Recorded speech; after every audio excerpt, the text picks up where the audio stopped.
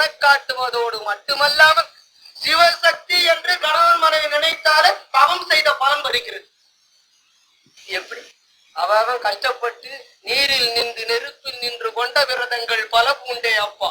தன்னை நிகர் அடக்கி தான் அட்டமா யோகங்களை செய்து வாசிகளை ஒடுக்கு வருத்தி அது நின்ற காலையில் எடுத்தது எம்பின கிட்டுமே தவம் பாருங்க.